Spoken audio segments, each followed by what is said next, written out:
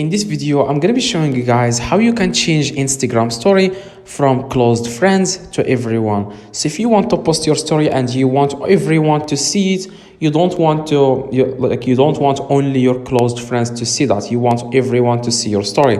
Now here is how you can do that, guys. To change that, you want to click three little lines in the top right, and then you want to click close friends, and here you can select the people that you want as close friends. This will make sense in a few seconds. Just edit the list of these people, like edit the list here, like add people that you want as your closed friends. Okay, now after you do that, click done at the very bottom.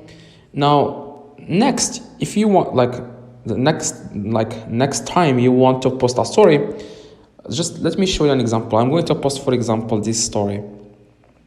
Now, instead of clicking closed friends, or instead of clicking here, this arrow, you have to click on your story, okay?